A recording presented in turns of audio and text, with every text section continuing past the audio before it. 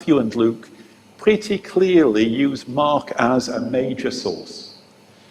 They don't slavishly copy, but they have some version of Mark either before them or in their minds, in their memories, as they write their proclamation of Jesus. In which case, if Mark is the first gospel, why do we open our New Testaments and we see that Matthew's there? Well, in the early church, and this was Augustine's view, but it was the view of many others, you look at Mark and you think, well, it's fairly short, it's compact, it's only 16 chapters. You look at Matthew, which is much longer, and if you look very closely, you discover that about 95% of what is in Mark is in Matthew. And you think, well, obviously, Mark has looked at Matthew and given a little précis of it.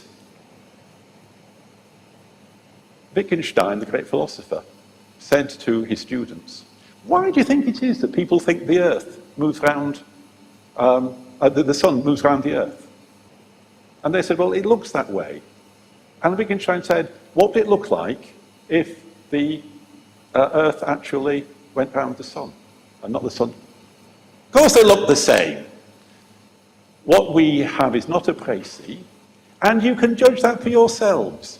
If you were writing a shortened version of Matthew, would you really leave out the Beatitudes? Would you leave out any reference to the Lord's Prayer, apart from when Jesus is in Gethsemane, when there are snippets of the Our Father there, Abba, pray not to be put to the test, and so on? No, no, no. Mark wrote his gospel, Matthew and Luke both used it as a source. But because it was thought that Mark had done a précis, then Matthew became first, and Mark was for centuries largely ignored. It was only in the 17th to 18th centuries that people looked at Mark closely and, the bulb came on above their heads. My goodness, we've got something here which is different to Matthew, which takes a whole different perspective, something that has been ignored in the church for a long, long time. And that's when the priority of Mark was affirmed. So, let's have a little run through important background issues in Mark's Gospel. Who was the author?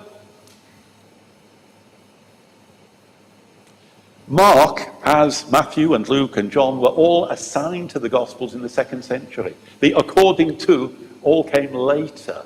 We've no idea. You will read commentaries, if you're so minded, which will tell you that this is the John Mark of the Acts of the Apostles. There are many, there are a number of Marks mentioned, but we don't know. The simple fact is, we don't know anything about him.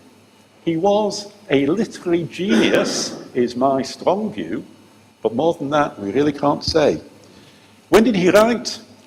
I'm being perhaps a little forward in thinking it was before the destruction of Jerusalem, which took place in 70 of the Common Era. And the reasons for that, I think, will become plain in a few moments' time.